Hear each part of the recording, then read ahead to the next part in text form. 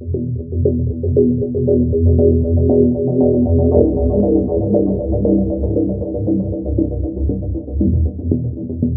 sempre me interessei por história, mas eles nunca ensinaram história do negro nas escolas públicas. Quem disse essa frase foi Jacob Lawrence. Ele nasceu em 7 de setembro de 1917 e morreu em 9 de junho de 2000. Foi um pintor americano conhecido por retratar assuntos históricos afro-americanos e a vida contemporânea.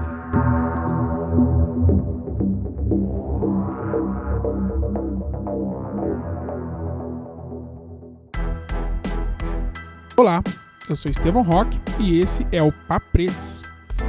Na minha companhia hoje, na nossa mesa, está Felipe Portugal. Olá. Suelen Vieira. Olá. E diretamente de Campo Grande, Midian Miguel. Olá.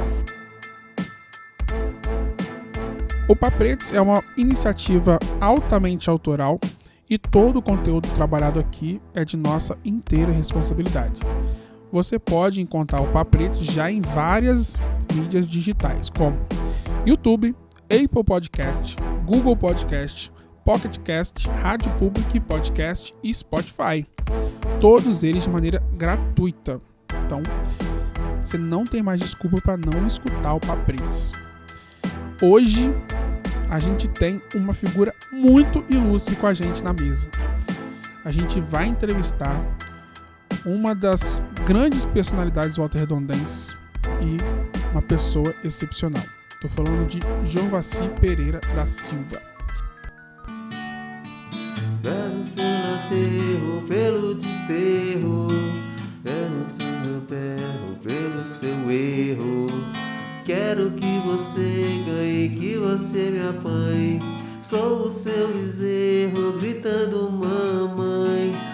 Jovaci, 64 anos, já participou de vários grupos musicais. Já tocou na orquestra da CCN, Companhia Siderúrgica Nacional.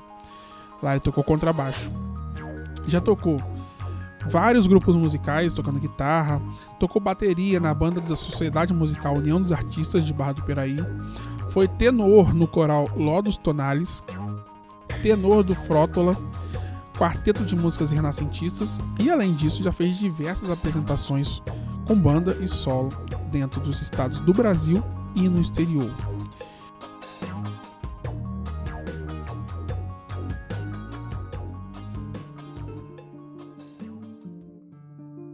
Jovaci, muito boa noite. Boa noite.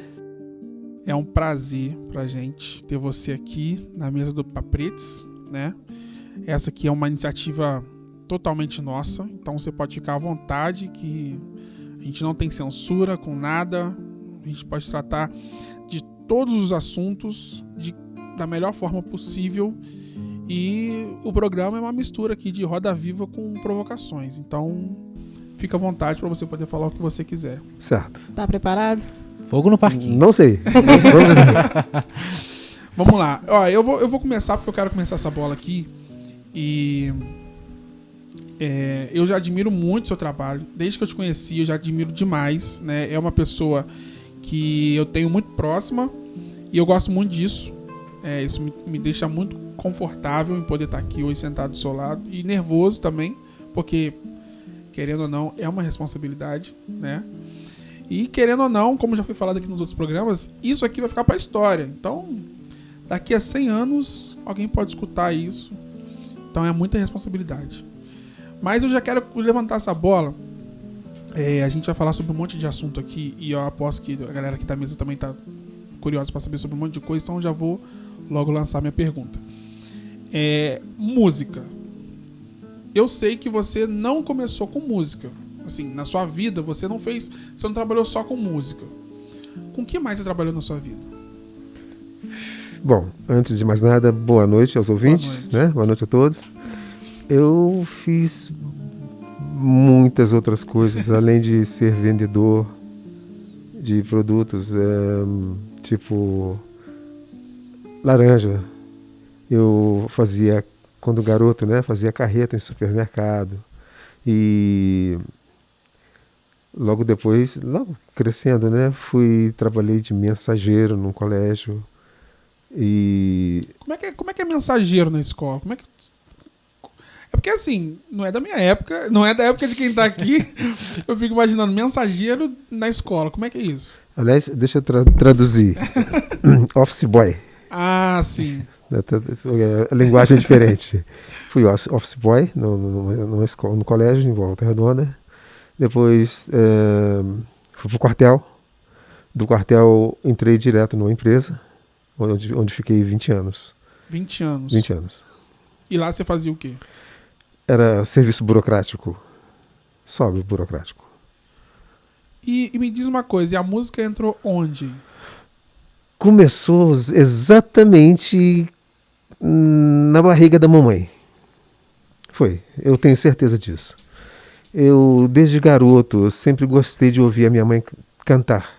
Minha mãe lavava roupa para fora e todas as vezes que ela estava no tanque, que naquela época não tinha máquina de lavar, toda vez que ela estava no tanque, eu sentava do lado para ficar ouvindo a minha mãe cantar. Aquilo foi crescendo, crescendo, E crescendo. tinha muito essa tradição mesmo, né? Das pessoas estarem lavando roupa e cantando e fazendo serviço laboral mesmo cantando, né? Tinha muito, tinha muito. E eu tenho certeza que a coisa começou ali. Minha irmã mais velha ficava na sala ouvindo discos. Quando eu saía da rua, ia para dentro de casa para poder beber água, eu me sentava na sala, esquecia de brincar. Eu sentava ali e só saía depois que ela desligava. E aquilo foi crescendo. Dessa forma. Legal. E o instrumento você aprendeu em que momento, assim? Os instrumentos, né? Porque você é baixista, guitarrista, baterista, dá pra fazer uma banda inteira, né? De verdade, eu não me lembro quando começou. Quando garoto, nós íamos para casa do meu avô, lá tinha um violão. Eu largava tudo e ficava lá no tem, ninguém me ensinava nada. Aí fui crescendo, e um dia o meu avô pegou um dos meus tios e me ensinou o dó maior e fá maior. Só esses dois acordes, dó maior e fá maior. E foi assim, ali exatamente que começou. E qual era a idade que você tinha? Não vou me lembrar agora. Sério? Eu não vou me lembrar, era muito garoto. Eu devia ter de 10 a 12 anos de idade. Por aí. E você sempre viveu aqui em Volta Redonda nesse período de infância e tal? Sempre fui de Volta Redonda. Vamos girar, Felipe, senão eu vou ficar perguntando aqui o resto da noite. Vamos lá. Fala pra gente, o pouco que você já falou até agora, a gente já viu que é uma história muito bonita. Eu acho que essa questão da família nesse assunto de música influencia bastante. É uma coisa que está sempre presente. E você falou que você começou ouvindo a sua mãe. Então você pode... minha pergunta, na verdade, é: o que te inspira? E já uma segunda pergunta: foi uma inspiração para você? Sempre foi. E eu tenho uma história, a minha história de música, eu já fiz essa análise. Eu ouço uma música, a primeira coisa que vem para mim é o instrumental. A letra sempre chega secundária, sempre. Ouço música e a coisa assim, não dá diferente. Eu já parei para pesquisar, analisar e assim. A música chega, todo o instrumental, tudo que é de instrumento chega primeiro, depois a letra. E o que me inspira? São vários fatores, não dá para elaborar agora assim. Tá? São muita coisa. Giro, Su. Além de todas essas qualidades, tudo isso que o Estevão já disse, você é poliglota. Embora você tenha dito que não, a gente estava conversando no carro, você citou que eu contei no mínimo 7 idiomas. Conta pra gente qual a importância do músico falar outros idiomas. É até difícil para eu falar, porque entender a língua de outros países vai facilitar, principalmente na questão da letra das músicas, né?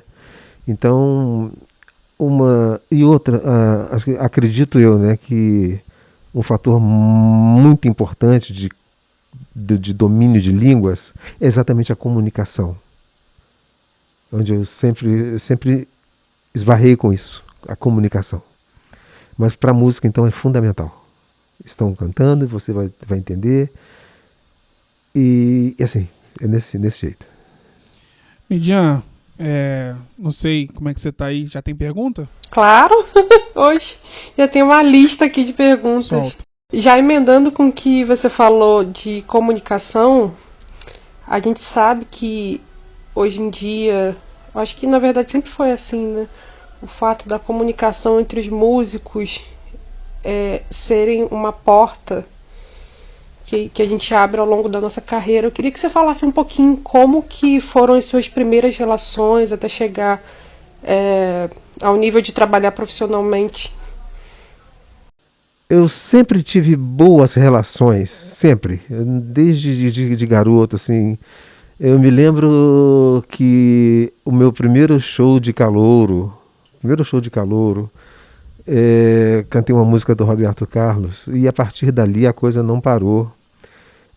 Não só os apresentadores dos programas, como o público, né? Sempre tive assim, sempre foi muito afetivo o contato. Sempre foi dessa forma. Qual o instrumento que você mais gosta de tocar? Eu vou dizer para você que depende do que está acontecendo.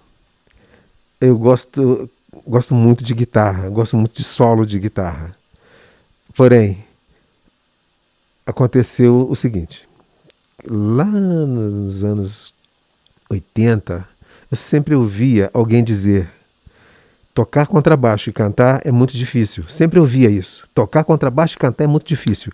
Fui experimentar, não achei difícil, gostei e me apaixonei. E por lá eu fiquei. Por lá fiquei. Então, dependendo da situação, eu fecho os olhos e pego o contrabaixo. Me identifiquei muito com ele. Cici, a gente tem várias experiências com pessoas que moram fora, com pessoas, né, que viveram em outros países e tal. Eu queria que você contasse quando você foi, o porquê você foi e qual foi a primeira impressão que você teve pro primeiro lugar que você foi. Assim, chegou e pá, como músico, como homem negro num país que não era o seu. Qual foi o primeiro impacto, assim? A história é longa. Eu vou tentar reduzir. Ok. Em 1996 eu juntei um dinheiro para comprar um piano. E na fila da lotérica, a menina que trabalhava na agência de turismo disse para mim: olha, seu passaporte chegou. E passa lá para você pegar. Aí fui pegar meu passaporte e estava com visto de 10 anos para os Estados Unidos. Eu esqueci o piano, já comprei a passagem. Em 1996. Sério? Você saiu de lá e já foi comprar passagem? Fui comprar passagem. Esqueci completamente de tudo. Comprei a minha passagem, isso era no meio da semana. Na sexta-feira, liguei para um amigo lá dos Estados Unidos. Perguntei a ele: como é que você está, sua situação aí nos Estados Unidos? Ele me disse assim: eu não estou entendendo qual é a razão da sua pergunta. Eu falei: porque eu estou a fim de te visitar. Ah, não, tudo bem, tá assim, tá tudo bem, beleza. E conversamos um bom tempo e perguntou: quando é que você está pretendendo vir? Eu disse: amanhã. Ele simplesmente se assustou. Você já comprou passagem? Me dá o número do voo, pegou tudo e ele, a esposa e o casal de filhos estavam me aguardando no dia seguinte, no domingo, no caso. Eu viajei no sábado, domingo de manhã, lá em Nova York. Detalhe, nunca me programei para poder viajar para os Estados Unidos. Não tinha ideia de que eu ia pisar lá. E aí você já falava inglês? Então, ainda estava estudando, como ainda estou estudando. Desde 1996, detalhe, né? Comecei, um pouquinho antes. E o piano, coitado, ficou lá esquecido. O piano não rolou, né? Esqueci, completamente. E a emoção, sabe, depois quando o avião começa a aterrissar, sai das nuvens, aí você olha aquele cenário daquelas casas igualzinho nos filmes, aquela sensação, que bacana. Essa foi a emoção. E depois você, já no aeroporto, né, passando pela imigração, aquele susto, né? Porque é a primeira vez que eu desço num país e que um policial americano me faz uma pergunta, eu até me assustei. Eu falei, é de verdade, o negócio existe.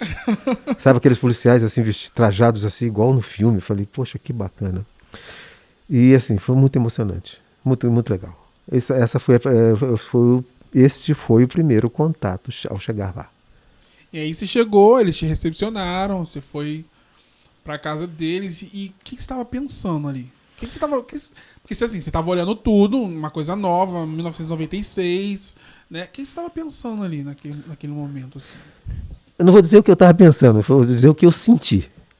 Que durante o voo, já chegando, senhores passageiros chegando a Nova York, voo tal, e temperatura local 10 graus. Eu não tô nem aí. Tô nem aí, 10 graus. 10 graus. Eu só fui saber o que são 10 graus nos Estados Unidos quando eu saí do aeroporto. Gelou. Aí eu comecei a pensar diferente. Porque eu não tenho blusa. Aqui no Brasil eu não tenho blusa. Eu não tenho, não uso, não dá pra usar. Eu me esquento muito. Mas lá é diferente. E é um detalhe, eu nunca vi o Jovacim com blusa de frio. Eu nunca vi, em todos esses anos todos que eu conheço ele, eu nunca vi ele de blusa de frio, né? Eu não consigo. Só quando a temperatura está muito baixa. E hoje, principalmente em função da idade, eu não posso abusar. Não posso abusar. Então, mas tem que esfriar muito. Tem que esfriar muito. Então, a Midian, ela tem pergunta. Diga aí, Midian. Sim, queria saber como que foi para estabelecer sua carreira fora. Ah, isso é legal. Tá roubando minhas perguntas. Complementando, então, o que a Midian tava perguntando. Em que momento você falou assim, dá pra viver de música, eu quero viver de música, eu vou investir nisso? Agora, de verdade, eu nunca pensei nisso. Eu sempre fui impulsionado por música. É para tocar, é para cantar, eu estou indo tocar e cantar, de repente nunca me enveredei pelo fator financeiro. Sempre me deixei levar, sempre me deixei. Até hoje eu sou assim. Sou dessa forma. Quando eu cheguei lá, aliás, deixa eu continuar, né? Sim, Dentro sim. desse parâmetro, né? Em 1996, foi em abril de 1996, que eu fui. E o meu amigo, sempre que me ligava, depois que eu voltei, ele me ligava sempre perguntando, você vem definitivo para os Estados Unidos? Mas eu não tinha nem ideia de que eu ia fazer lá. Ele nunca me disse que se eu ia me dar bem ou mal. Está vindo de definitivo? Porque ele me mostrou assim como é fácil obter o que você quer lá, de objeto ou de coisa material. É muito fácil. Só que o país é assim, ele é capitalista. Ele te dá com essa mão e tira com essa. Você tem que saber controlar muito. Em 1997 eu fui embora. Saí da empresa onde eu trabalhava e fui embora. E lá ele me perguntou, esse meu amigo, olha só, você é músico, você se importaria de ficar na casa do seu outro amigo? Ou ele não se importaria de você ficar com ele porque ele é músico e já te apresenta para os lugares? E você começa a tocar. Falei, não.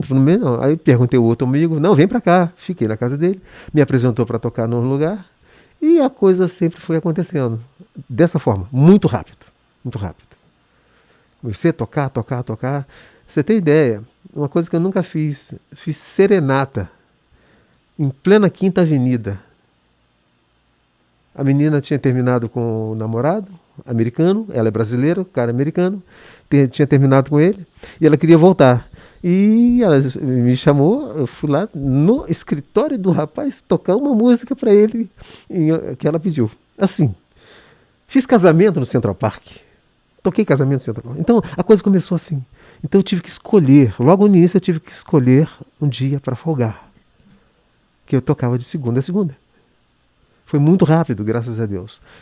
Outra façanha, se eu posso dizer essa palavra, eu fui em abril, em julho voltei ao Brasil. Eu tenho como fazer esse comentário, preciso fazer esse comentário. Fica à vontade. Tá. eu percebi que nesse período de 4 meses que eu fiquei lá, recebi muitos elogios em relação à minha voz, cantando. Minha mãe sempre dizia, a gente não deve negar fala para os outros. Deus deu a voz para a gente falar com as pessoas. Então, havia 5 pessoas com quem eu não conversava aqui no Brasil.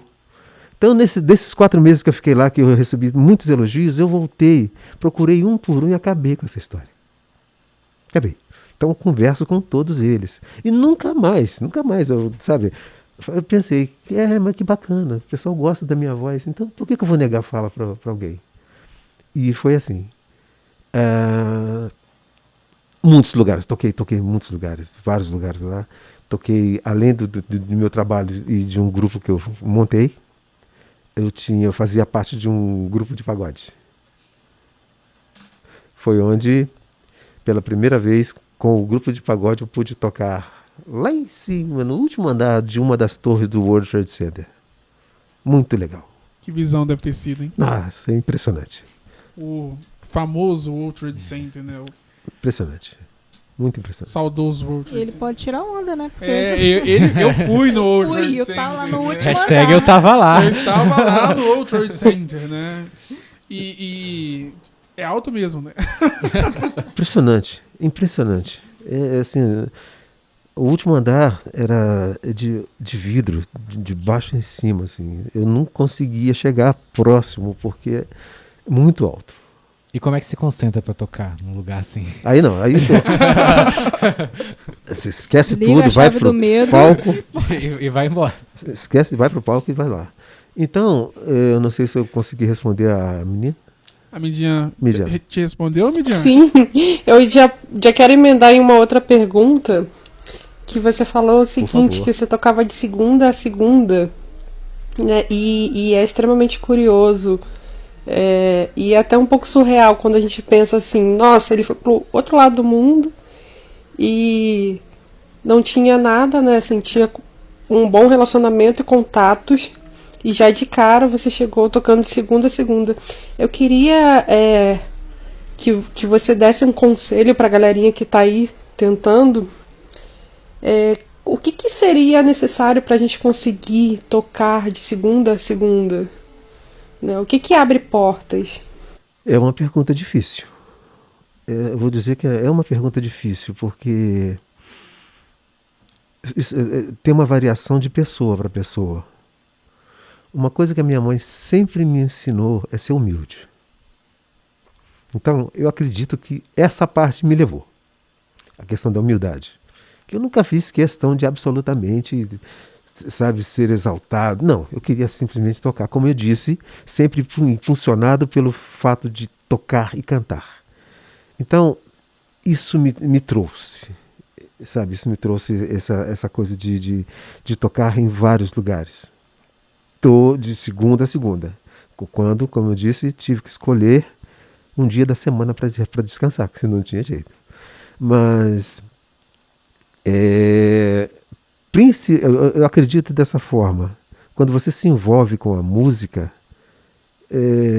claro que a parte financeira é consequência. Você procurar fazer o seu melhor, sem procurar ferir ninguém, sem procurar se alterar com ninguém, sem procurar se exaltar ou procurar mostrar além do que você sabe que a coisa não dá certo.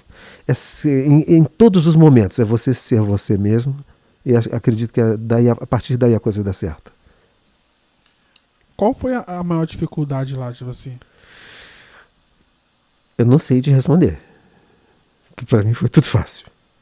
Tudo foi muito fácil. Muito. Não me lembro de falar. Isso foi difícil. Não me lembro, não sei. E nessa de tocar de segunda a segunda, eu não sei se você vai lembrar, mas qual dos lugares que você gostava mais de tocar e por quê? Tinha um clube chamado Scala Brasil. Era o point dali de brasileiros. Era um lugar muito aconchegante. Era o lugar que eu mais gostava. Chamado Scala Brasil. Por quê? Afinidade. Era muito, todo mundo frequentava ali, era americano, era hispano, brasileiros. E muito carinho, muito apego. Muito apego. Então eu gostava de lá. Você mesmo falou que os Estados Unidos ele dá com uma mão e tira com a outra, né? Você deve ter visto, deve ter passado alguma coisa assim, ou trágica, ou que você nunca esqueceu de ruim, né? Qual a lembrança mais forte que você tem de algum episódio assim lá? Algum episódio que te chocou ao ponto de você ficar pensando dias ou o resto da vida sobre aquele determinado episódio ou aquele determinado assunto? Eu acredito que eu seja uma pessoa abençoada, felizarda, porque não houve um acontecimento que me chocasse, assim que eu tivesse espanto. Tipo, homicídio, atropelamento, não houve absolutamente nada, não aconteceu nada disso. Porém, uma coisa que me deixou assim bem pensativo foi razão pela qual, desculpa, não é isso, mas o que me tocou muito, muita gente que foi para os Estados Unidos, depois que expirou o visto, se você sai, você não volta.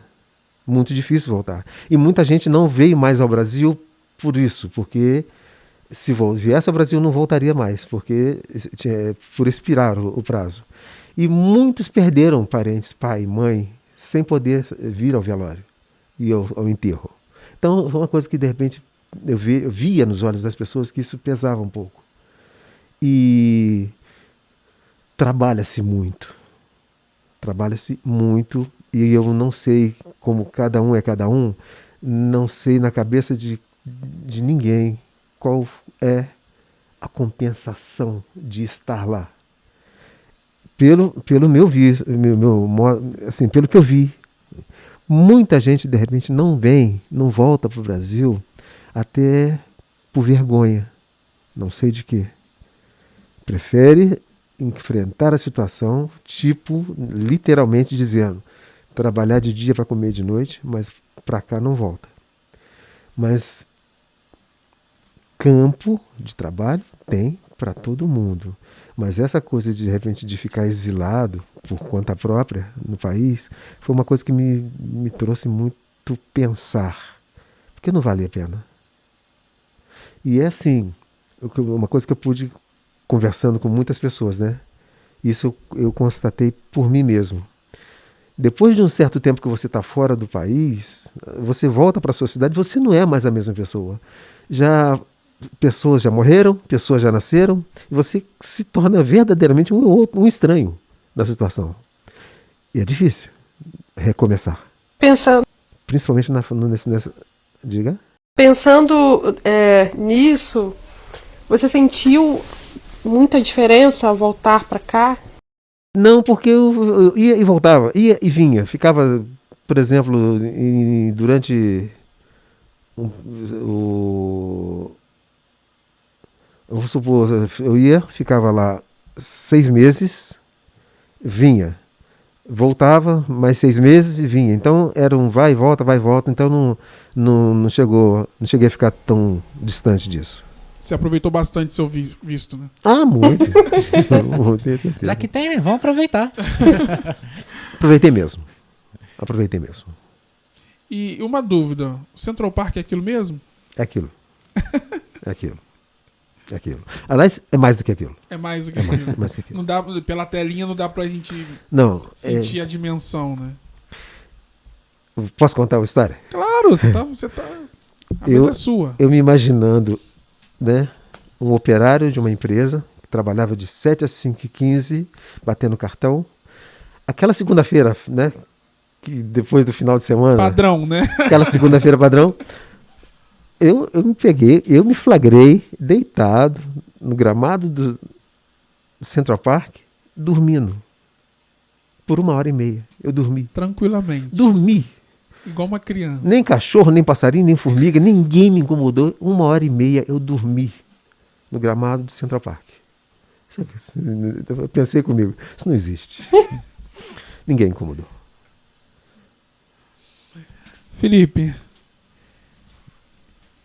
Só dele estar deitado, ele já explica muita coisa, né?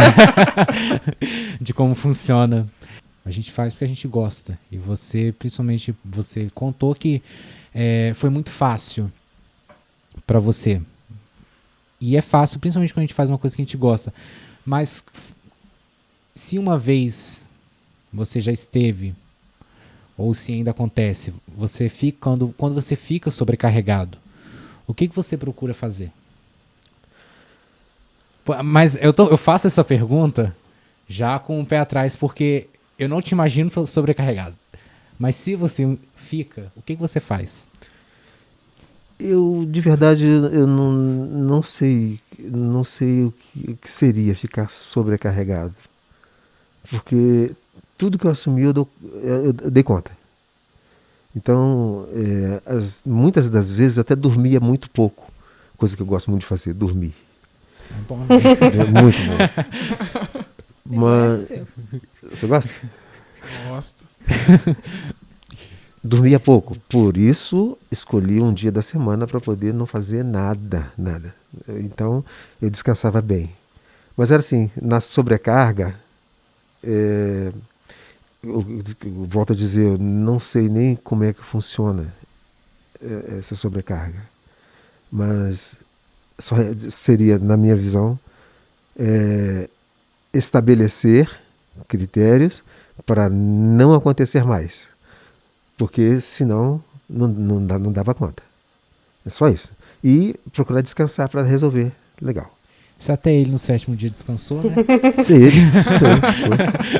foi. Suelen. Completando essa pergunta do Felipe, como está sendo para você, que é super ativo, ter que ficar preso devido à atual situação? Você diz em função da pandemia? Isso. Honestamente, eu não estou preso. Eu estou dando aula de segunda a quinta.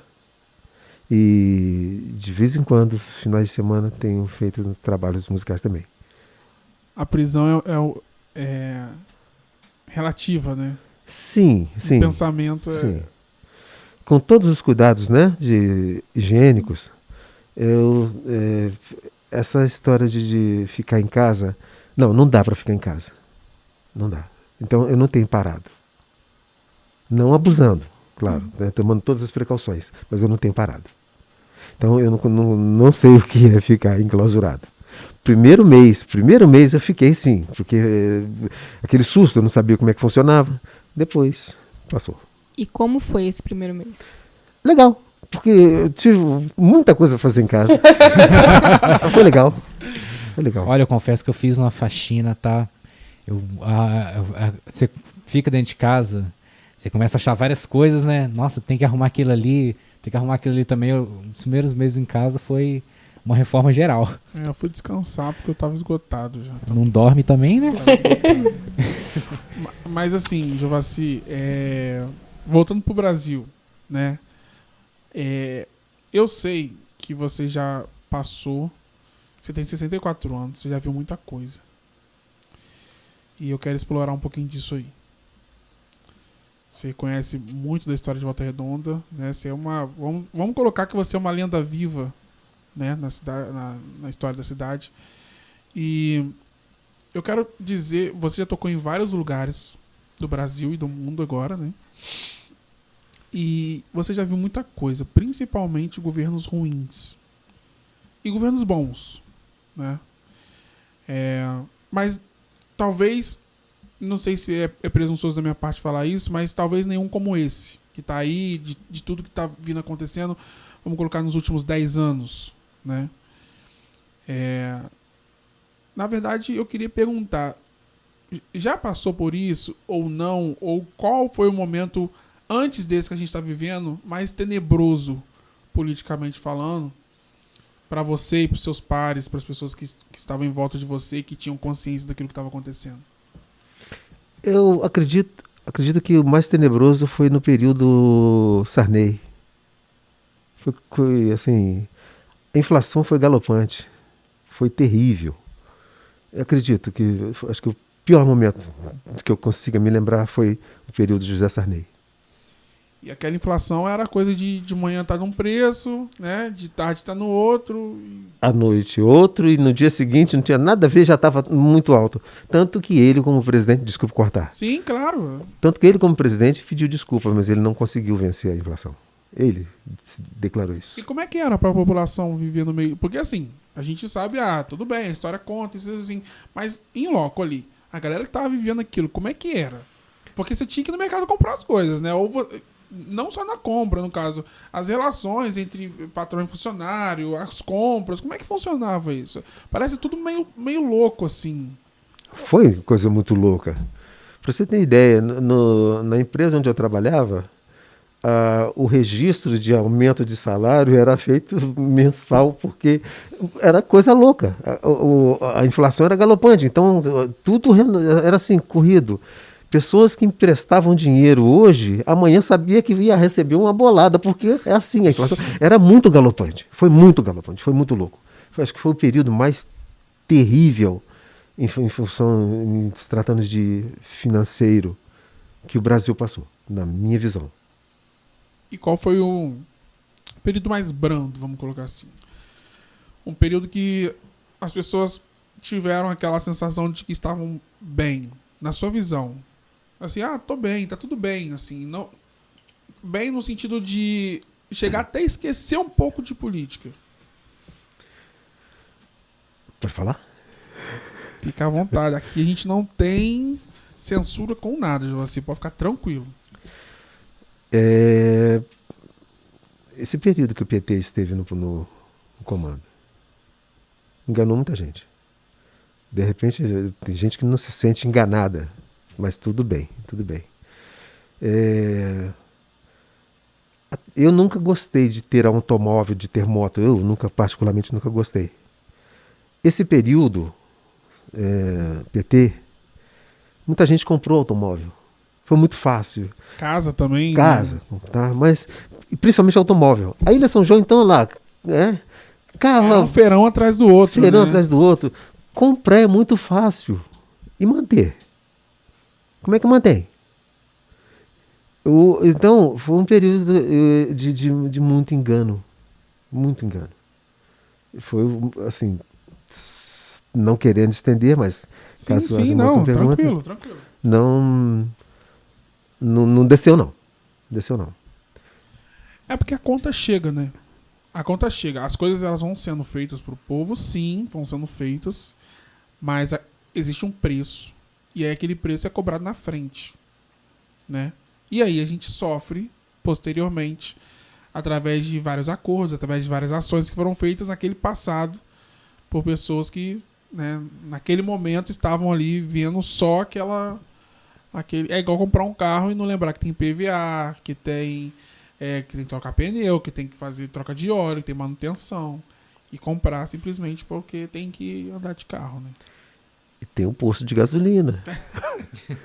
Só se lembra depois. Combustível. Só se lembra depois. E agora? Sabe? E em paralelo, eu me lembro de uma pessoa dizendo que no governo Lula ganhou muito dinheiro, o outro no governo Sarney, o outro no Fernando Henrique, cada um na sua classe, de repente, teve o seu benefício. Mas, para mim, te respondendo, o mais enganoso até então foi o governo do PT. E falando de um espectro social agora, ser preto nos Estados Unidos, como é que é? Como é que é essa história de ser preto artista? Porque tem dois contrapontos aí, né? Ele é preto, mas ele é artista. Faz essa balança ou não? Ou põe todo mundo na mesma régua e vão que vão? Então, ainda respondendo, né? Eu não esbarrei com esse aspecto. Sim, existe um respeito em função de você ser negro e ser artista. Exemplo, a imigração não vai te incomodar nunca por você ser artista. É mesmo? Não, porque você não toma emprego do americano. Você é artista, você nasceu artista, então você tem o seu direito de ser artista. Você não está tirando para o serviço de ninguém. Então, se você tem capacidade, eles vão te colocar lá. Assim que funciona. No mais, eu não me lembro de nenhum outro esbarro. Não me lembro. E aqui no Brasil?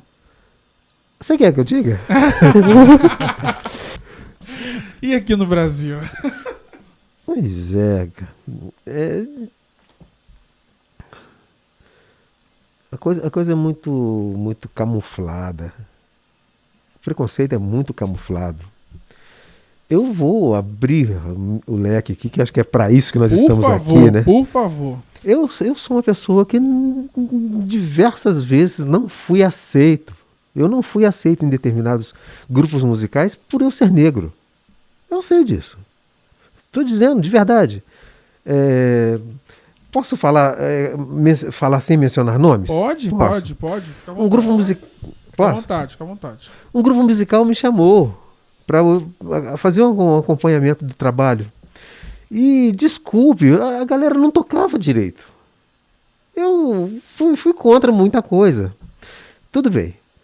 Eu chamei o dono da banda e falei, você está colocando o camarada aqui porque você é amigo do cara, mas o cara não toca. Aí o cara perguntou, você fala isso na frente dele? Falo.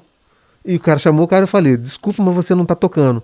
Eu ofereci pro camarada o meu salário da empresa onde eu trabalhava, se ele tocasse uma música na íntegra, baterista. Ele não aceitou. Não tocou, porque ele não tocaria. E a música não tem nada de difícil. Nada de difícil. Fiz o trabalho do guitarrista. Na hora de gravar, lá no estúdio, na hora de gravar, o baterista não conseguiu tocar. Não conseguiu tocar. Ele, o líder da banda também, na hora de tocar, não conseguiu. Por quê? Vou ser claro. Eu tenho um estúdio amanhã de manhã no Rio de Janeiro, ou qualquer lugar, qualquer parte do mundo. Eu tenho que descansar para chegar bem no estúdio. E enveredar a fumar. Se enveredar a fumar. Chegou lá, o cara começou no teclado, com aquela martelada, eu, com o baixo na mão, fiz assim, parou. O que foi? Tá todo mundo martelado. Ele começou de novo. Parou, você não tá tocando. Ele levantou do piano, aborrecido. Que é isso? Falando palavrão. Aí o da técnica falou assim, meu jovem, o camarada tem toda a razão, você tá muito ruim. Aí ele se levantou do piano e foi lá para fora. Ou seja, não dá para passar, não tem jeito. Você é músico, você sabe de música. Não dá, eu não ia aguentar ouvir aquilo. Tá, o trabalho foi feito, tudo que eu fiz foi tirado, chamaram outras pessoas, fizeram o trabalho, embora meu nome esteja na ficha técnica lá, tá? Mas todo o trabalho que eu fiz foi retirado. E eu pergunto para vocês, tenho lá na minha casa, posso mostrar, tem a capa do disco. Nenhuma foto. Com você? Não, com ninguém. Como é que vai colocar foto de todo mundo e não tem o outro? Entendi. Como é que vai colocar? Não tem. Fora isso, outras histórias. Outras histórias. Então, é muito assim, qual a palavra que eu vou usar? Camuflado. Existe, as pessoas passam a mão na cabeça, que te batem no seu ombro, falam que você é amigo, mas para aproveitar do teu talento. Aproveitar do seu talento. Porque no fundo, você só serve para aquilo. E você disse um pouco da sua experiência artística. Porém, você comentou que trabalhou 20 anos numa certa empresa. Você sofreu nessa empresa? Só da frase já começar com uma risada, a gente já sabe. Né? Eu aprendi uma coisa que é importante. Não, eu gostei da pergunta, mas o mais importante é que quem sofreu foram eles. Porque eu só obtive vantagem. Eu tenho muita fé no Criador. Tenho muita fé. E aprendi isso. E eu levo a sério. Tem coisa que não é pra gente. Sim. Me tiraram do departamento, mandaram pro outro. Não fizeram mal nenhum. Só me beneficiaram. Não, eu fiz essa pergunta porque é até um spoiler, mas um dos nossos entrevistados vai falar sobre isso. E eu tenho um relato do meu avô, que também trabalhou nessa empresa. Ele fez uma prova, passou, primeiro lugar, e ele perdeu a vaga para um branco. Então, eu queria saber se tem muita história, eu tenho certeza que tem, mas queria ouvir de fora, assim, porque eu vi do meu avô. Depois soube essa história de uma pessoa que é próxima também. Mas ouvir, sair catando. Tem sim. Tem sim. Saber como que funciona essa Tem, sim. paleta de cores. Tem sim, essa história de preconceito tem sim. Promove o branco e o negro fica a ver navios. Isso existe. Isso é fato. Eu passei por uns momentos assim, mas igual eu disse, não me afetou em nada. Eu queria realmente, como eu tenho certeza, dei conta do meu serviço e quer promover? Promove. Se não quer, eu vou administrar o que eu ganho. Mas fui muito bem remunerado, não tenho reclamação nenhuma da empresa. E é estrutural no sentido de pensamento das pessoas, né? Não é um pensamento institucional, vamos colocar assim, né? São as pessoas que estão por trás vamos supor, dessa possível promoção, ou é um pensamento que já gira ali, né? Que a pessoa vai no automático. Não vamos promover o cara, não, vamos promover aquele outro ali e tal.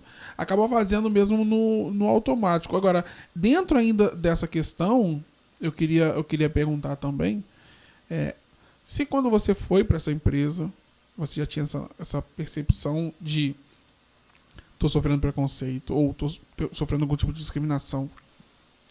E se foi antes disso, antes de você ir para essa empresa, em que momento que, na primeira vez que você sofreu, ou que você se lembra, que você estalou o dedo e falou, rapaz, isso aí é o tal do preconceito? Não, eu não tinha essa informação antes. Eu citei isso lá dentro. Só lá dentro. Houve um momento que estalou. Houve um momento que estalou. Mas assim, eu jamais briguei, me ofendi para poder estar num lugar que de repente não era para mim. Quer dar? Dá. Não dá? Paciência. Como eu disse, eu sempre tratei de administrar o que eu ganho. Bem ou mal, sempre fiz isso. Mas que a coisa é muito escancarada, não entendi. Lá dentro, você falou que instalou, certo? E aí você sai da empresa e começa a viver um mundo aqui fora independente, né? Depois de 20 anos, vamos colocar assim. Você continua com o pensamento de... igual você falou que teve bandas que não te chamaram, porque você era negro e tal. Com relação a isso, você também já recusou trabalhos, né, por sentir algum tipo de preconceito ali? Você já se impôs em algum momento de falar, não, olha, vamos parar com esse assunto, ou vamos virar a conversa para outro lado?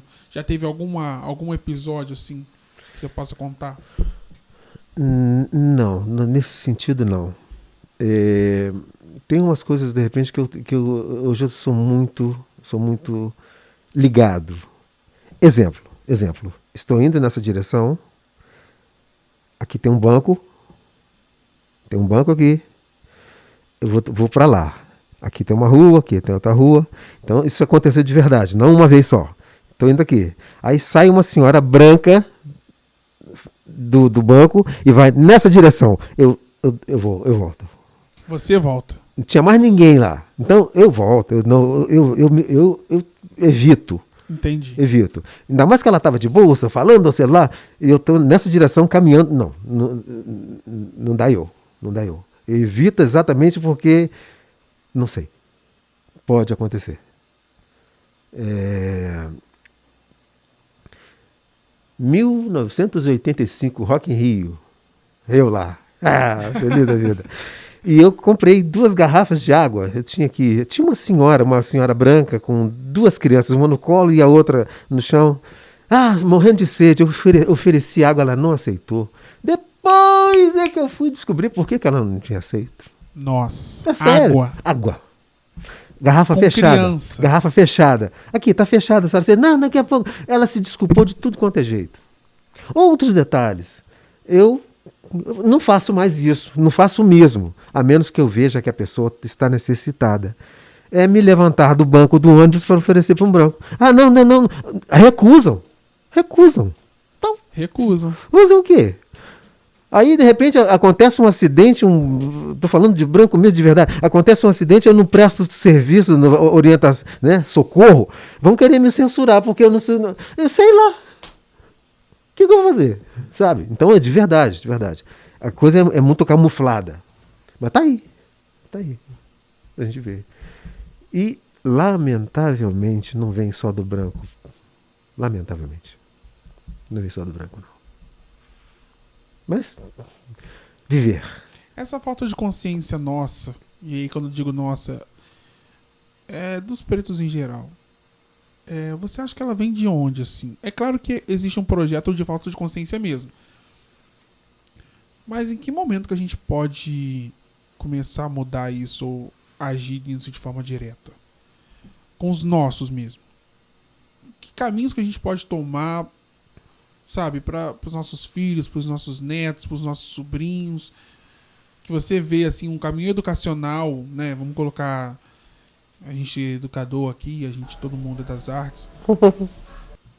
Um caminho que a gente pode seguir para que essas coisas já sejam colocadas assim, né, de forma efetiva, para que eles já comecem a vir já falando sobre isso. É na infância. Começar com as crianças. Igual eu tenho lá minhas sobrinhas netas, estão sempre rodeadas de crianças brancas. Então a coisa começa aí, sabe? Não se fala disso.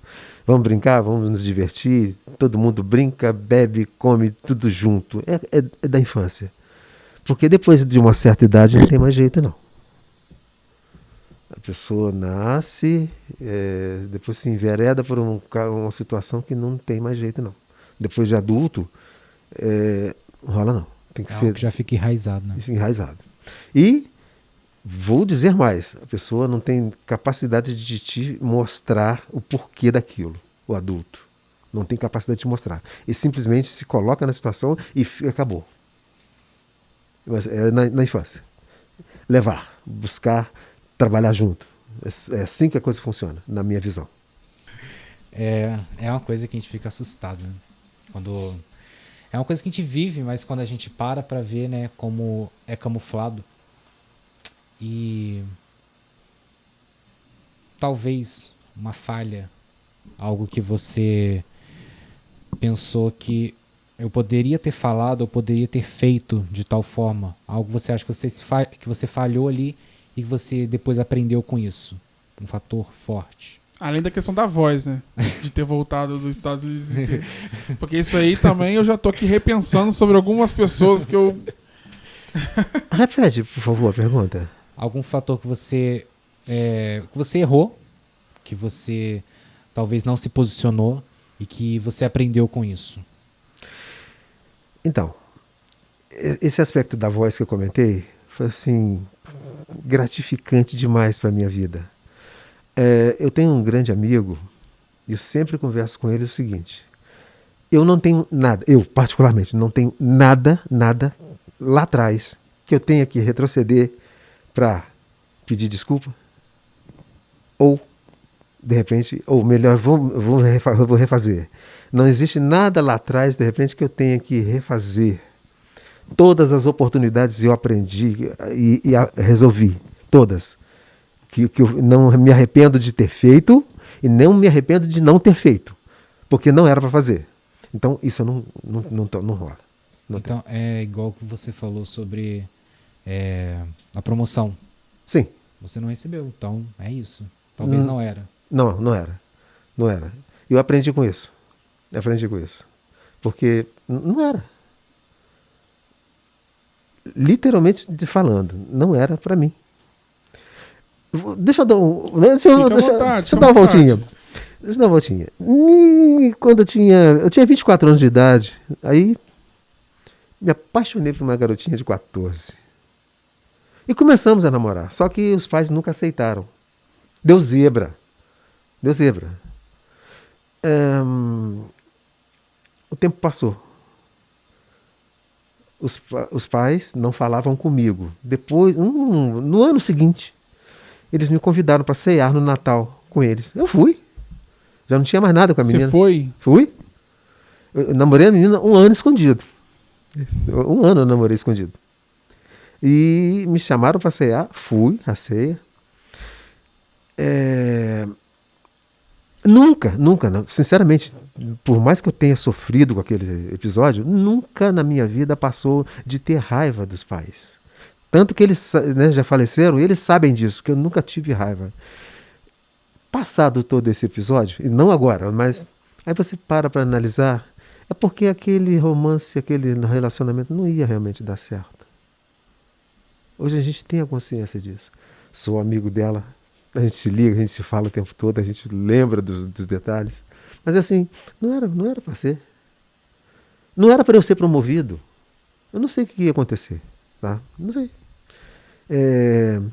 Soube que a minha mãe estava doente. Isso eu estando lá nos Estados Unidos, sonhava sempre com ela. E todas as vezes que eu ligava para ela, ela falava aquilo que ela tinha dito no sonho. Quando eu vim e descobri que ela tinha sido acometida de Alzheimer, eu fiquei. Então, não era para eu ficar lá. Era para ficar aqui. Assim a coisa funciona. E o fator fé é o que sempre me impulsiona para isso. Tá? Onde a gente sempre eu principalmente procuro me lembrar daquele trinômio. Pedir força a Deus para mudar o que pode ser mudado, tá? Resignação para aceitar o que não pode ser mudado e consciência para distinguir um do outro. Eu sempre trabalhei com essa forma. E assim a coisa funciona. Tá? Uau! Então, Giovassi, eu quero falar um pouquinho também sobre, voltando lá para a sua carreira de músico e tal. Você já falou que você gosta muito de baixo e tal. Eu quero eu sei que você já deve ter feito, sei lá, 1 zilhão de apresentações. Mas qual foi uma apresentação que você não se esquece e que te marcou profundamente, e por quê que essa apresentação te marcou tão profundamente? Não dá para falar de uma só, não. É sério. Então pode falar de algumas.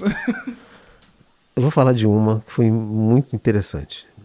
Recreio do Trabalhador sempre teve festivais. Num daqueles festivais, eu estava na coxia, né? E havia 2 rapazes se preparando para entrar, para tocar. Acabou o grupo, né? Aí um dos meninos, estava cada um com violão na mão. Da banda que saiu, um trocou o de violão, tá? Trocou o violão com que saiu, pegou o violão do cara. Aí a dupla foi chamada, se posicionaram, começaram a tocar. Os violões não estavam afinados. Rapaz, na hora deu uma zebra. Aí um olhava para o outro e a afinação não estava compatível. Eles ficaram perdidos e a vaia baixou, o ginásio inteiro vaiou com vaia. O recreio. Caramba, o recreio é grande. Mas aquilo foi enorme. O que eu fiz? Assim, foi num estalo.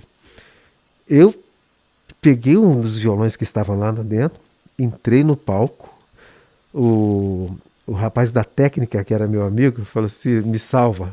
Peguei o violão, fui lá pra frente, ele apagou tudo, botou um foco em cima de mim, eu me sentei, no que eu me sentei, as vaias foram baixando, eu só disse o seguinte, eu vou tocar essa música para acalmar os corações de todo mundo, e toquei Love of My Life.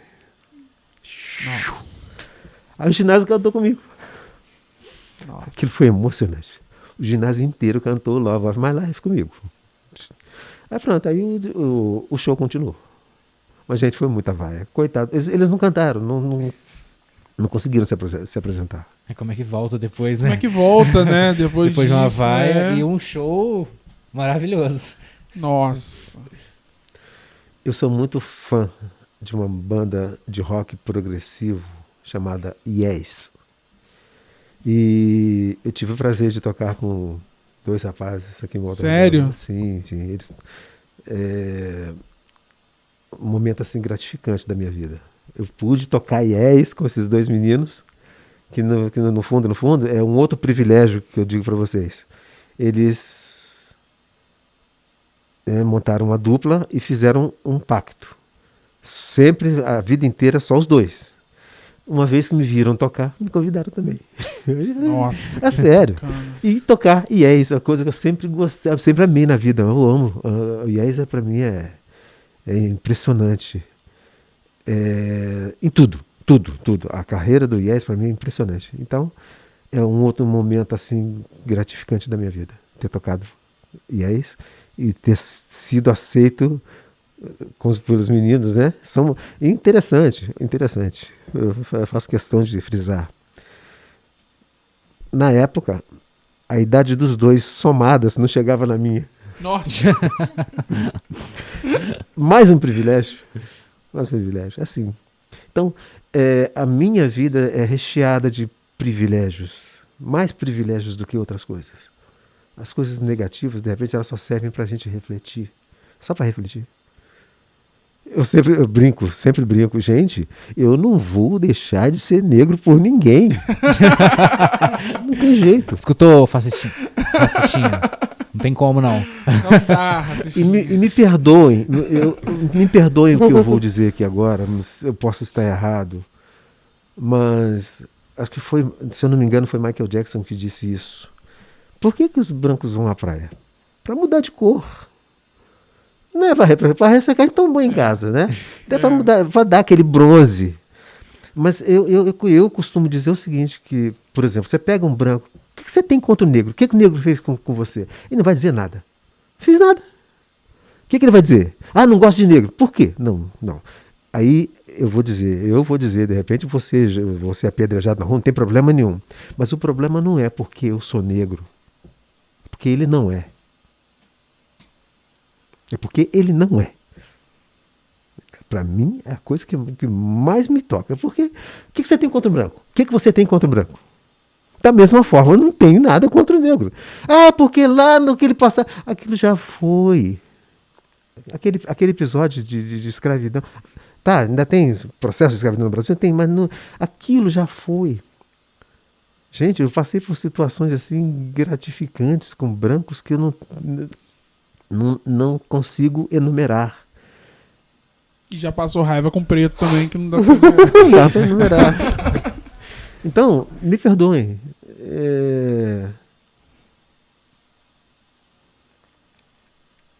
Na minha visão, esse é o aspecto. Não mais. Existe um falso pretexto, né? Pra gente poder discutir essas questões, que sempre tem que estar acontecendo alguma coisa. E aí se coloca em voga para poder discutir sobre a questão racial. As pessoas nunca começam a discutir a questão racial a troco de nada. Nunca se senta na mesa de jantar e vai discutir essas questões. Eu queria saber como é que era assim na sua infância e na sua adolescência para falar sobre essas questões, assim, em família, se alguém falava, se não falava, se havia um comportamento pré-definido, sabe, para se comportar ou para começar a ter uma forma diferente de pensar, ou uma possível militância ali meio que obscura ou não, ou era vamos tocando, vamos vendo o que vai dar. A minha mãe era muito geniosa. Ela tinha assim umas tiradas muito interessantes. Não, na minha casa nunca houve esse diálogo, nunca houve isso. A minha mãe sempre disse o seguinte: a gente tem que aprender a ser preto uma vez só. faça as coisas direito. E ela sempre disse o seguinte: se cuidado com o filho dos outros, que filho dos outros não é cachorro. Então, mas assim, parou por aí. Então ela sempre foi muito geniosa, sempre procurou tratar todo mundo bem, mas esse assunto né? Não, nunca houve dentro da nossa família. Assim a coisa aconteceu. Eu conversando com você esse tempinho, eu percebi que você é uma pessoa naturalmente leve e a sua visão de mundo ela carrega força e leveza ao mesmo tempo. Então eu vejo muito equilíbrio nisso. E imagino que essa leveza venha do equilíbrio entre algumas coisas. Ainda mais em tempos difíceis, né? Por exemplo, a pandemia. Então eu queria saber a que você atribui essa leveza. Primeiro plano é a fé em Deus. Nós sabemos que estamos aqui de passagem. Nas escolas tem português, matemática, geografia, história, ciências, mas em algumas situações fala-se um pouco de religião, foi proibido um tempo política, mas tem um fator que é inevitável, que é a morte.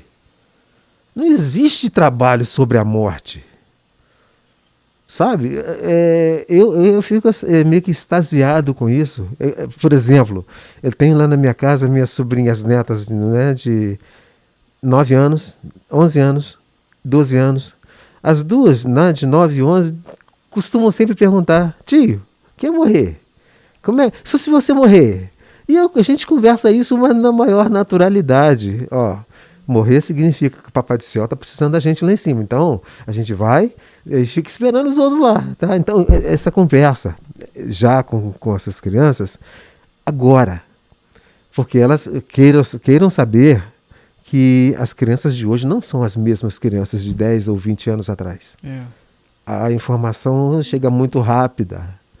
E então, é preciso, né, ainda dentro daquela resposta da questão das informações, já vamos trazer a leveza agora para elas.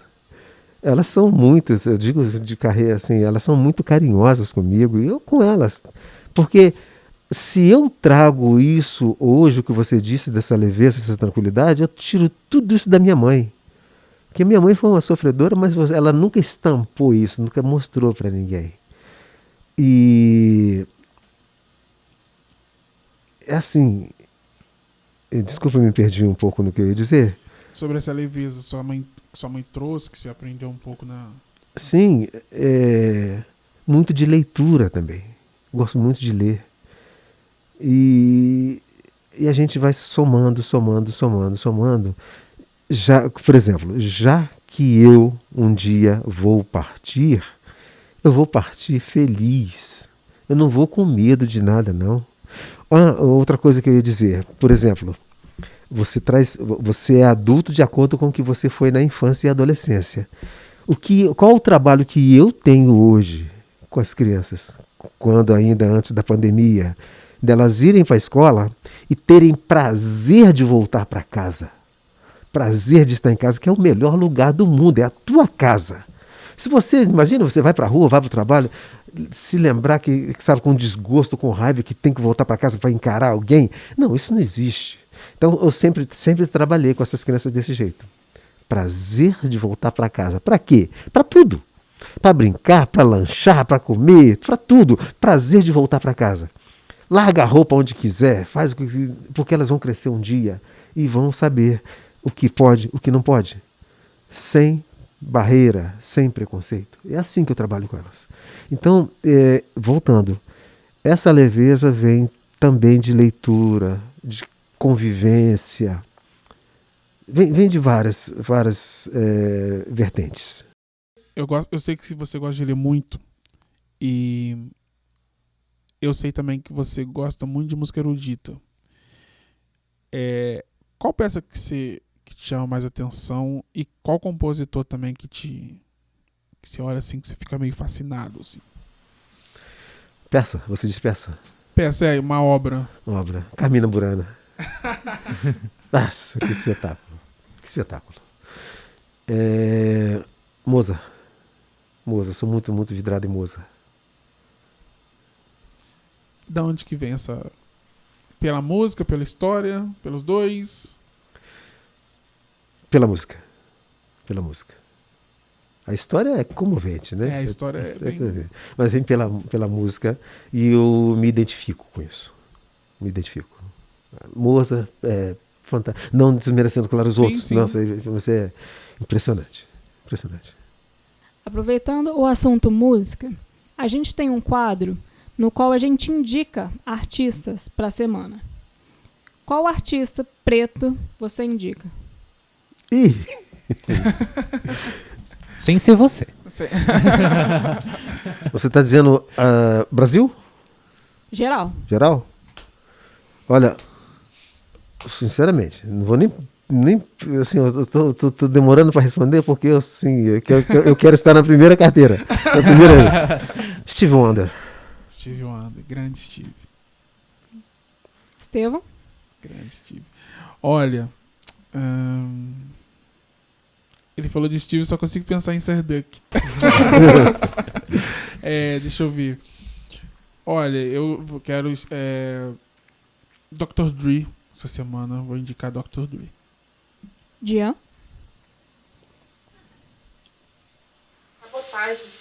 Sabota, sempre vivo. Felipe? Eu separei o nome, o artista e escolhi uma música dele que me chamou muita atenção. Jorge Aragão. Preto, cor preta. Um trechinho, ele fala: preto que é preto ilumina porque é preto. Preto que é preto combina de se olhar. Preto que tem resolvida sua cor não tem que se impor nem se curvar. Ouvi essa música semana e... Já lembrou do Papretes? Com certeza. Eu falei assim, vou falar no programa. Vou marcar. E Sambista, a música é excelente, eu recomendo bastante. Bom, Giovassi, a gente está caminhando para o final e antes eu vou liberar para cada um fazer uma pergunta, né? Mas eu vou fazer duas, vou fazer uma agora e uma depois. Eu queria saber qual dos movimentos artísticos brasileiros que você participou, assim, que te chamou mais atenção, né? A gente teve vários ao longo dos anos, você participou de várias coisas. Pode ser aqui também, pode ser nos Estados Unidos, que você participou e você viu a coisa acontecer de forma efetiva, assim, tava ali rolando. Pode ser que na hora vocês não tenham percebido o que estava acontecendo, mas que depois você se tocou e falou, caramba, eu tive ali. Qual foi um desses movimentos, assim, artísticos? Eu participei diretamente de um trabalho do excelentíssimo doutor, diretor de teatro de artes cênicas, Bernardo Maurício, de Negro Sim, Negra, Nascimento, Vida e Sorte, e foi um trabalho muito bacana. E Fala um pouquinho pra gente desse trabalho. então foi um trabalho exatamente sobre a escravidão chegada no Brasil, tá? Gente, me fugiu o outro trabalho que o Bernardo fez que foi assim estonteante. Então foi as duas obras que eu trabalhei e que eu senti isso que você me perguntou. Foi envolvente. Grupo de teatro no Olho da Rua, que era o nome do grupo. Então foi um dos trabalhos assim que me fez ver essa coisa de perto, como que é envolvente, como é que funciona. E você cantou em coral também, né? Sim, eu participei de coral. Muito interessante. E você gosta dessa questão da música vocal, das vozes se cruzando, a distribuição de vozes, né? Então, te respondendo, né? Um compositor, Orlando de Lasso. Oh, que compositor bacana. Gosto muito. Muito legal. Felipe. A gente viu que você gosta de ler. Eu já Eu fiz essa pergunta para um colega essa semana e eu queria saber de você.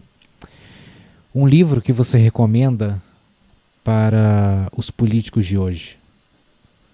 Talvez não, talvez o título já fale por si ou você tenha que ler a fundo, mas qual livro você recomenda para os políticos de hoje? Perguntinha difícil. Eu não digo difícil por causa da resposta, mas Por causa dos políticos. por causa dos políticos. Não é por causa do livro, é por causa do político.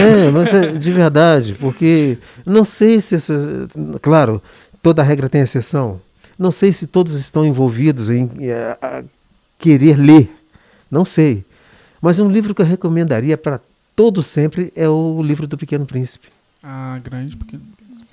É o livro do Pequeno Príncipe. A todo momento. Show. Muito bom. Suelen Vieira. Você fez a sua carreira, você é um homem próspero e, como o Estevão disse, é a história de Volta Redonda, principalmente. Qual conselho você diria pra gente que está começando agora? Seja autêntico, seja você mesmo. Não procura ultrapassar limites. Respeite. Aliás, é uma palavra que nunca deve sair do conceito de ninguém. Respeite. Aprenda a respeitar e ser respeitado. Então, é fazer com amor. Fazer com amor.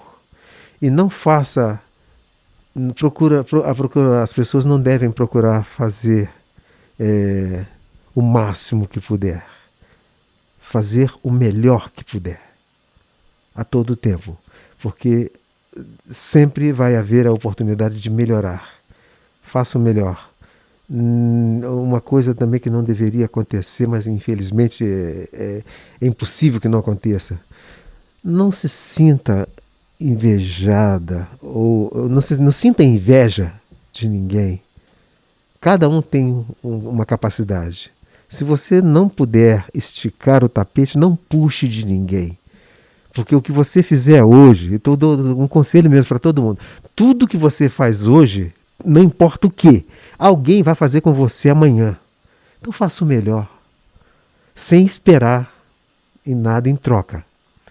Tá? É isso que é o conselho que eu daria. Faça o melhor, tá? O melhor que puder, sem esperar nada em troca. Essa vida nossa é só uma passagem. Claro que o jovem nunca pensa em morrer. Eu já estou encaminhado, né? Que isso. Mas é o conselho que eu daria. Midian Miguel.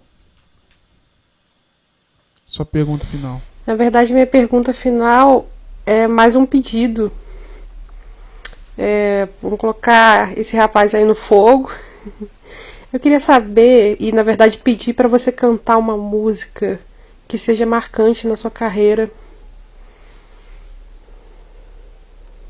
Pera aí então. Deixa eu ver se o Marcelo tem um violão ali. Pera aí. Opa! Marcelão. Não, pera aí. Fazer direito. Marcelão, você tem um violão aí pra emprestar pra gente? Eu sei que não tava no script do Marcelo, mas eu acho que acho que a gente pode abrir uma exceção, né? Sem aquecimento, sem nada. Acho que a gente pode abrir uma exceção, né? Com sua licença. À vontade, foi seu prazer. Pensa afinadinho,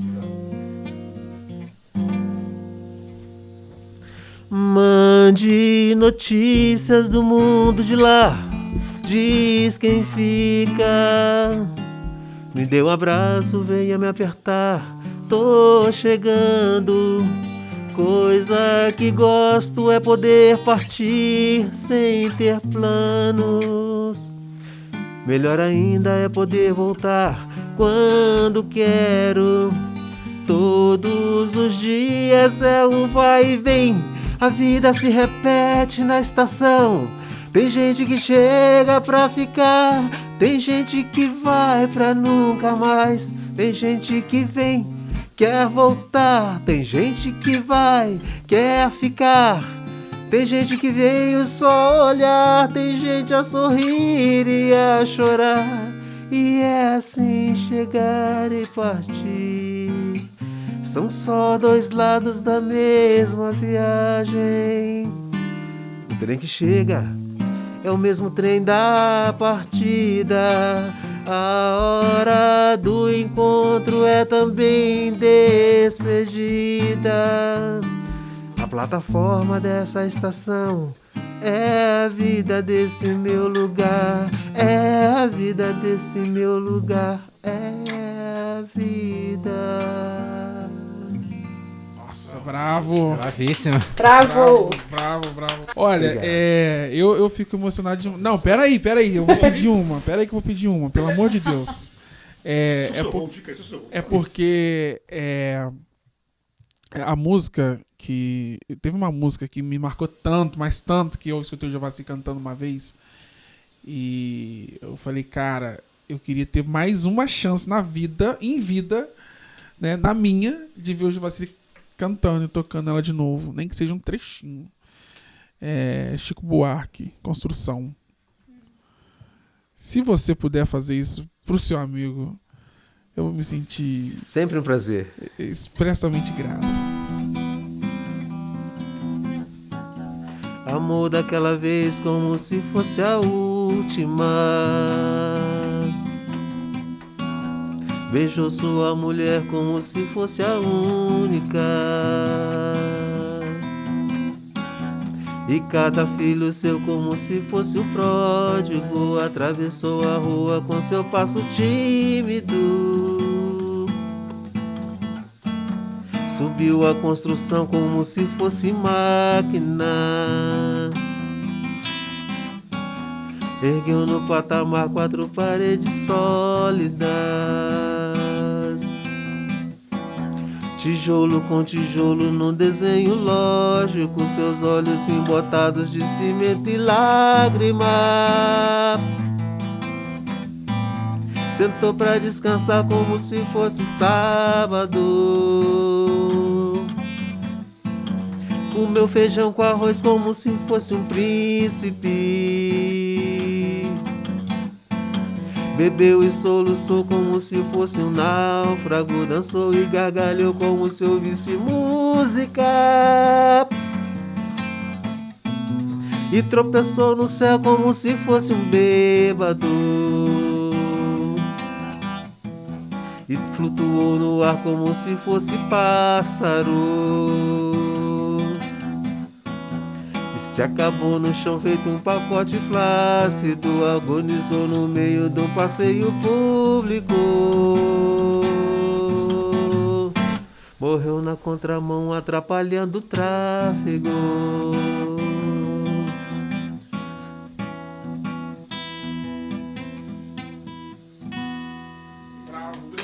Opa, isso aí. Obrigado demais. Obrigado, eu. Demais, Jovassi. Obrigado, Marcelão. Obrigado, eu. Jovassi, eu não tenho nem como te agradecer por você ter vindo aqui atender o nosso pedido assim, de uma forma tão... Eu chamei e ele falou sim. Eu falei, tem um convite pra te fazer. Ele, não sei o que é, mas já digo sim.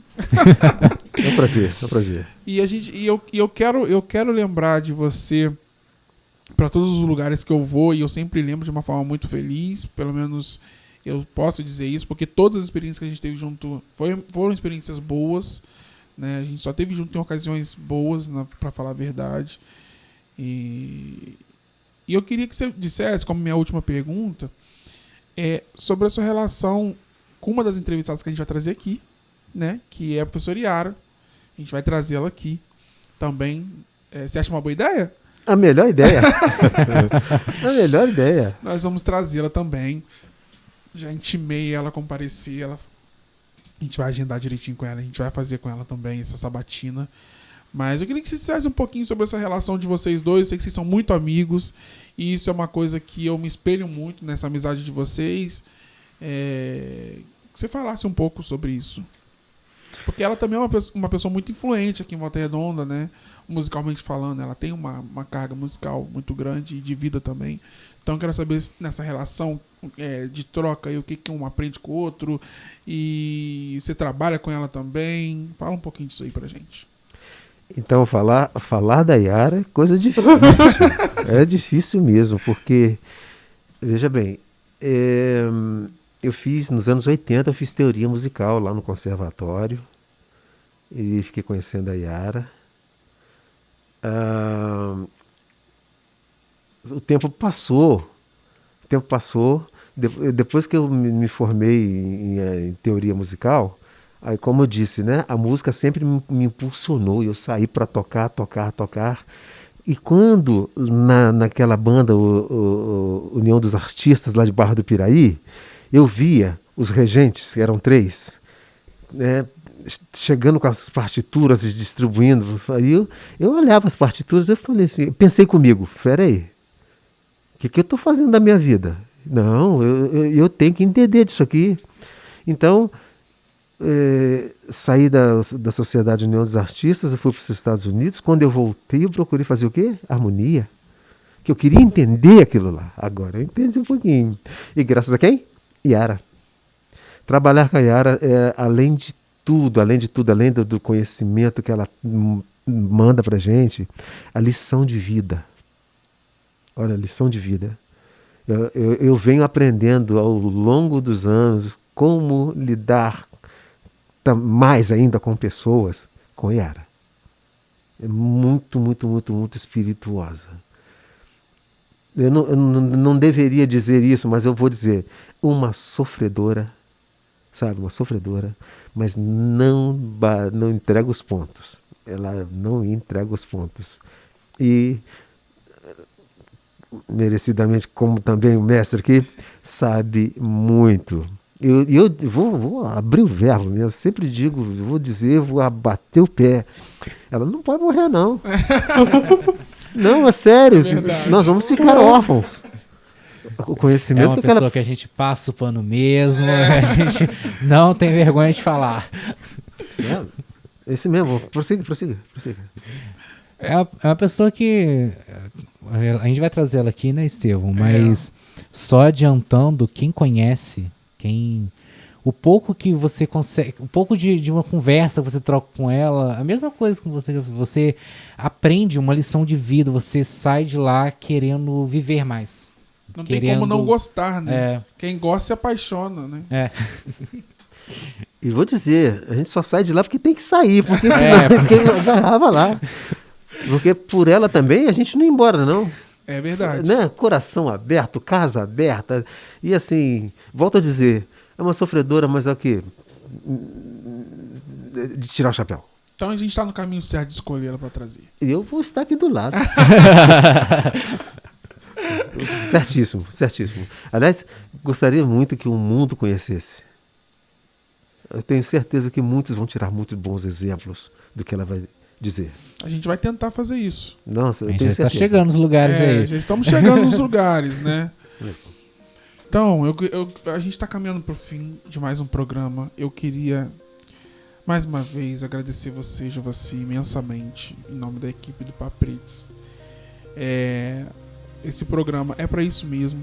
É exatamente para isso. É uma roda de conversa entre amigos e que nós trocamos nossas experiências e que a gente traz um pouco das nossas vivências para que as pessoas possam refletir sobre elas, discutir e refletir sobre elas, né? Então eu gostaria de te agradecer em nome da equipe toda, e agora é a hora que cada um te agradece também, né? Vamos começar com o Midian Miguel. Seu agradecimento para o Jovassi e já sua despedida. Nossa, acho que todo agradecimento que eu puder fazer aqui ainda vai ser pouco, pelo tempinho que a gente teve, mas de grande aprendizado. Então, assim, foi um prazer ter você aqui hoje. Já queria pedir para você voltar. Com um prazer. E também vou pedir para você encerrar o programa depois que a galera falar, com mais uma música, porque é impossível. Tá bom. Eu também. Eu que agradeço, tá?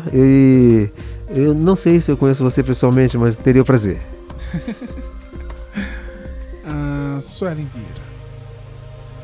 Não tem muito o que falar, é só agradecer mesmo E falar que agora é a frase da sua mãe, que a gente aprende a ser preto uma vez só, é minha agora. Obrigado. Só pra gente ter a modo de referência, o nome da sua mãe? Maria José. Dona Maria José. Uns que a gente sabe, né? Dona Maria José. Felipe Portugal. Igual que a Midian falou, agradecer é pouco. Que experiência, né? Pena que o horário é curto, pena que, né, senão o pessoal também... Não tem como cansar de ouvir, mas... Pena que é quase 1 da manhã, né? A gente tá gravando quase 1 da manhã. Mas muito obrigado de você, foi enriquecedor. Foi enriquecedor essa conversa. Espero que tenhamos um 2.0 aí para abordar outros assuntos, outros temas. Muito obrigado. E a quem ouviu, você não tá saindo da mesma forma que entrou. Impossível. Senão você não ouviu. Beleza? É verdade. Obrigado. É impossível a gente sair da mesma forma que a gente entrou nesse programa hoje, né? A gente refletiu sobre muitas coisas, espero que vocês tenham gostado. E eu tenho uma notícia boa também. Eu falei no início do programa e gostaria de ressaltar que, mais uma vez, a gente está em várias plataformas digitais. A gente já está no Apple Podcast, a gente já está no Google Podcast, Pocket Cast, Rádio Public Podcasting, YouTube e Spotify. E também o Papo Preto está internacional. A gente já foi escutado aqui nos Estados Unidos e na Alemanha. Então, se você ainda não mandou para o seu amigo, para o seu parente, para o seu primo, para o seu tio, o link dos nossos programas, manda lá. Tem várias coisas legais nas nossas entrevistas. Você quer falar? Vou fazer um convite. O Felipe falou do 2.0. Que o 2.0 possa ser com a gente tocando, né? Fazer uma música, né, Jovassi? O que você acha? A gente tá entre músicos, né? Aproveitar aqui que a gente tá no Home Studio Naja. Fechou. Só tem músico aqui, né? E a gente... Sai uma roda bacana aqui, hein? Faz uma roda bacana. De muita música e de muita conversa. Sempre. Você topa, Jovassi? Já estou aqui. Aguardem, Papo Preto musical. Aguardem. Então, gente, para terminar o programa, eu vou terminar com a frase da Dona Maria José. A gente tem que aprender a ser preto uma vez só. Eu espero que vocês tenham gostado. E o Papo Preto é uma iniciativa própria e todo o conteúdo trabalhado aqui é de nossa inteira responsabilidade. Acesse lá nossos canais nas mídias sociais, no Instagram, no YouTube, @papretes, PAPERTXS. E você também pode entrar em contato com a gente no nosso Instagram. Lá no nosso Instagram do Papo Preto, a gente tem os links para os nossos Instagrams pessoal e você pode deixar lá sua dúvida, sua crítica, comentário e fazer sugestões também de programa. Então, muito obrigado, Suelen Vieira, muito obrigado, Felipe Portugal, muito obrigado, Midian Miguel, muito obrigado, Jovassi. Eu agradeço. E muito obrigado também às pessoas que colaboraram e que colaboram com o nosso podcast. E agradecimento especial também ao Home Studio Naja. Marcelão, muito obrigado pela operação do meio de som e ao Portugal Produções. Até a próxima, pessoal. Tchauzinho.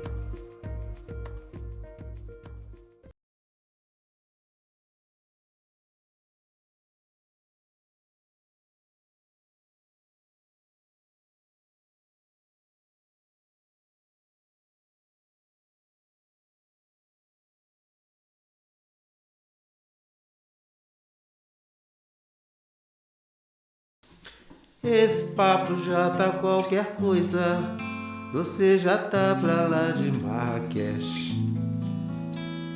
Mexe qualquer coisa dentro doida, já qualquer coisa doida dentro mexe. Não se aveste não, banho de dois, deixe de manhã, pois sem essa aranha, nem a sanha banha o carro, nem o sarro arranha a Espanha. Desta tamanha, esse papo seu já tá de manhã. Pelo aterro, pelo desterro, pelo seu erro. Quero que você ganhe mamãe. Sou o seu bezerro gritando mamãe. Esse papo seu tá qualquer coisa e você tá pra lá de inteira. Qualquer coisa, você já tá pra lá de Marrakech. Mexe qualquer coisa dentro, doida. Já qualquer coisa doida dentro mexe. Bravo, bravo, bravo. Sabe o que aconteceu? Obrigado.